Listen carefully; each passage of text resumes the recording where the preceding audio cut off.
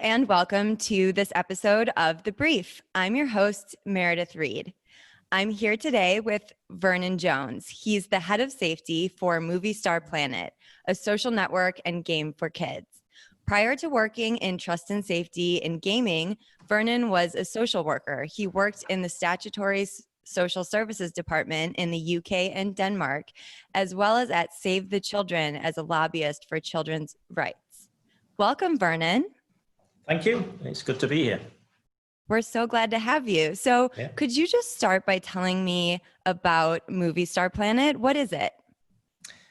Well, MovieStarPlanet is probably the first social networking site that children will learn about and be actively involved in. It's a game for children between the ages of 8 to 15. And it allows children to create content, to create friendships, and as I said earlier, it allows them to involve themselves in a safe social networking experience for probably the very first time. And this is important because as we all know, children enjoy gaming, and they also enjoy networking with their friends, being able to contact their friends away from school and in an online environment. And we feel that we offer both aspects of an online experience that children can enjoy safely.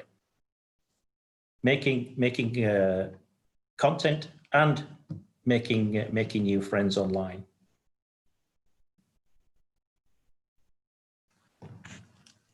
Obviously, that safety aspect that you touched on is so important for kids who are using any sort of online social network. So you came to your current position as head of safety at MovieStarPlanet from a background in children's rights and social work. So can you tell me about the work that you did there? What started your journey into working in children's rights and safety? Well, I'm educated and registered as a social worker in the UK and in Denmark. So I'd worked in Statutory Social Services Departments, working with children and families, mostly in child protection, and that involves making sure that children are safe, and making sure that you're, as an advocate for children, you're making sure that they reach their full potential. And sometimes that can be difficult for children that are in an environment where maybe their social needs are not being met and their educational needs are not being met. So I, from working in a statutory child protection environment, working with children that unfortunately being subjected to abuse and exploitation, I then moved into working for an NGO. I worked for Save the Children for 10 years, and that involved lobbying on some of the issues that I'd been involved in as a statutory social worker. It meant lobbying governments, lobbying organisations, European organisations like the European Union, the European Commission, and putting children's rights and child protection, child safeguarding on the political map. And that involved a lot around online child safeguarding. I think what we noticed in Save the Children back in 1999 was that the internet was going to play an invaluable role in children's lives. And that was both positive, and we looked at some of the negative aspects that could be part of children engaging with an online environment. So we at Save the Children at that point, we looked at what the issues could be, what the negative issues, and unfortunately what we saw in 1999 was child abuse images, that people producing child abuse images and child sexual abuse material could be a massive issue. And unfortunately we've seen as years have gone on that has evolved into an issue. So we brought that onto the map, onto the political map. We also looked at identifying the children who were involved in, who were exploited to produce those images. So we worked with with police organisations, law enforcement organisations, and other NGOs to look at how children could be located and could be safeguarded in terms of those terrible issues that we see, unfortunately, as a big issue today. And then we also moved on to look at what we could do to look at the evolving aspect of children getting involved in social networking sites. So making sure that children were safeguarded in the gaming industry, in the social networking sites that began to start up in the early 2000s, and we work with industry. So I was working as an NGO with industry to look at how we can safeguard children, and that really paved the path to enter into the industry, the post that I'm in now. So I was asked by MovieStarPlanet back in 2012 to look at the issues and come and take up this post that I have now. So I brought the experience.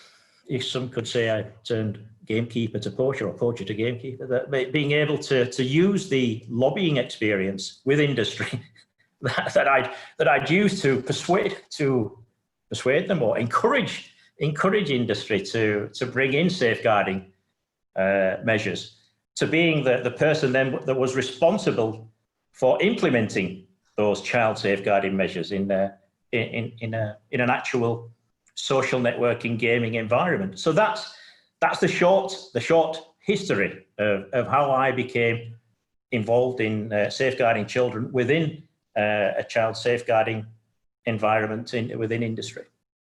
Well, thank you for giving us some background on that. And that is something that we find uniquely in the trust and safety industry, that people come from many different backgrounds, and social work and nonprofit work is one of those backgrounds that we tend to see, and it actually applies beautifully to the work that many companies need for their trust and safety department. So could you tell us, what is the current state of child safety in the video game industry? What do you see as the biggest areas in need of change or improvement with online games designed for kids? Well, we have to start at the very beginning in this, I think, and we have to start at the production, in the production areas of where we're producing games, and one of the issues that we're looking at Save the Children, and a lot of industry people are looking at, is a thing called safety by design.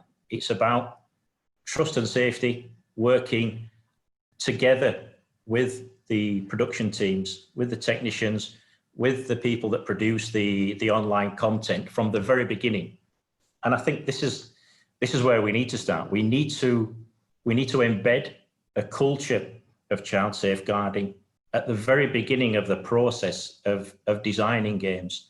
And that sounds easy, and that sounds something that, yeah, should be done. But if you look at a lot of games, they're produced by small teams, and maybe they don't have a child safeguarding, a trust and safety team.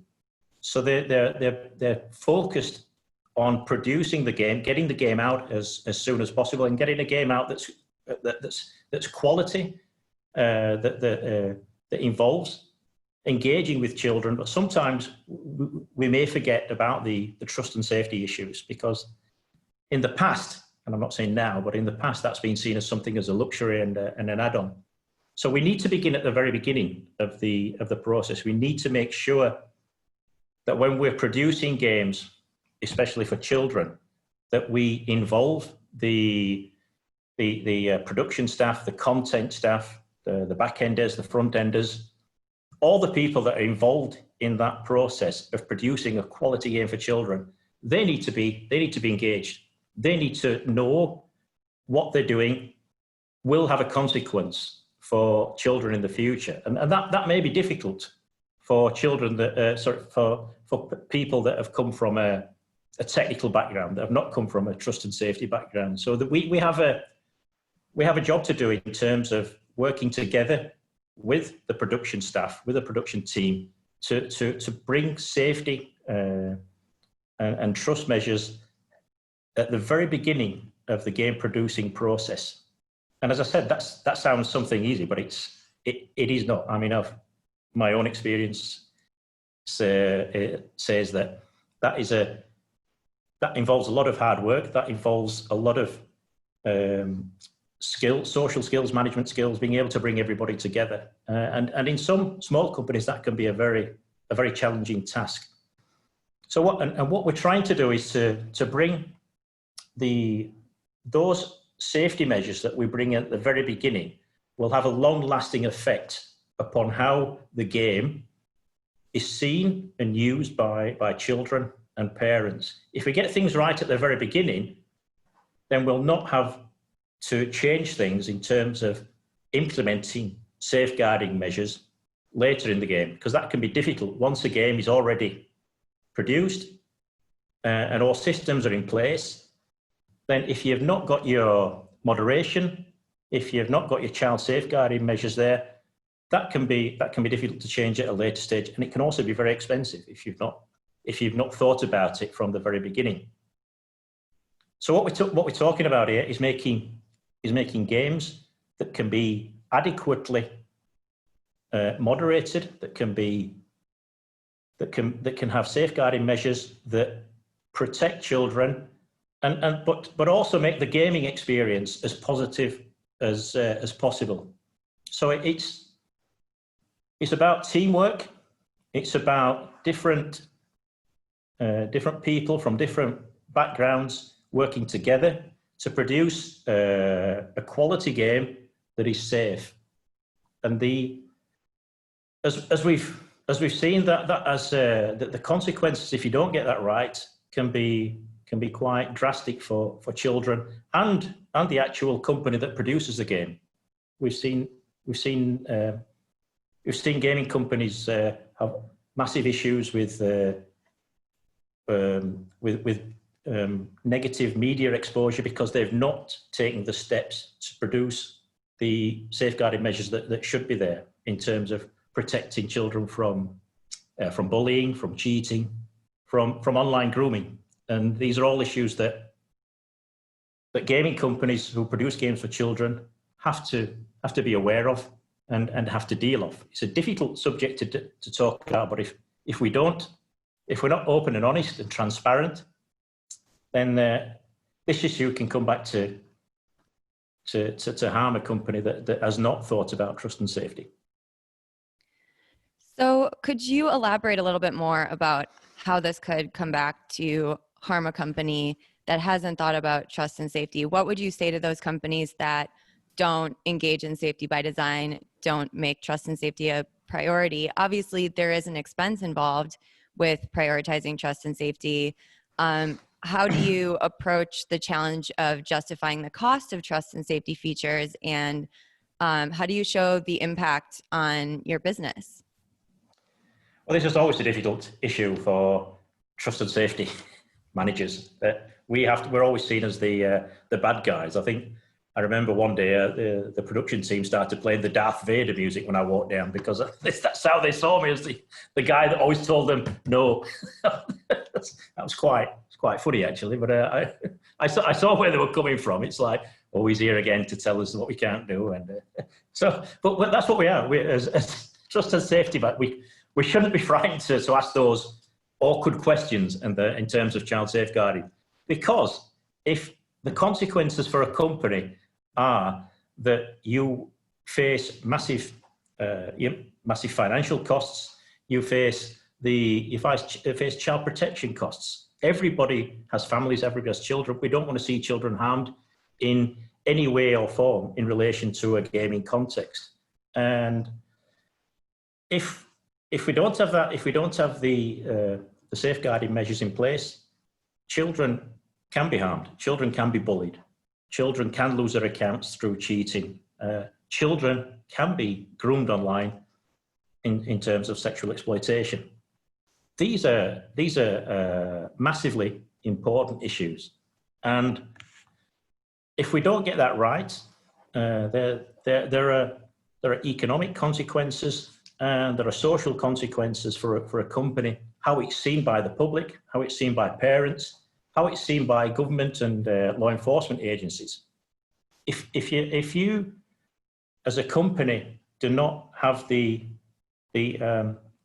correct child safeguarding measures in place, your company is going to fail. And what we're going to see in the future, and what we're seeing now, is that legislation is coming in. We've got legislation in terms of privacy and the copper legislation in the United States, and what we're going to be seeing is we're going to be seeing child safeguarding legislation coming in over the summer in the children.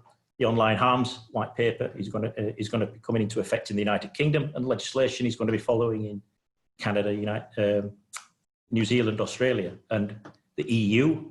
The European Union is also working on legislation in terms of safeguarding children online. So these are not. There is a cost of implementing child safeguarding measures and moderation, but the consequences economically and in terms of a company's standing, they're more severe if these initial costs are not made in terms of implementing child safeguarding and moderation measures. A gaming company will not survive in the future in terms of online child safeguarding.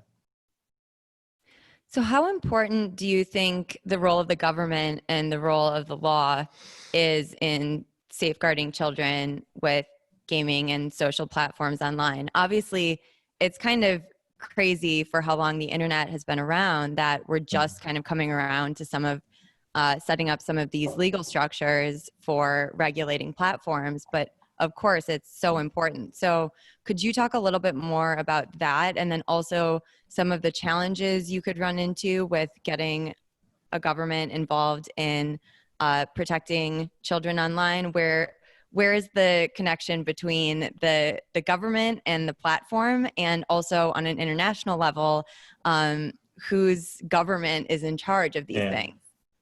Well, that's a really difficult one. I think in the past, gaming companies have tried to avoid working with governments in terms of implementing legislation, and self-regulation has been the order of the day in terms of how companies wanted to move forward in terms of child safeguarding and privacy and other issues.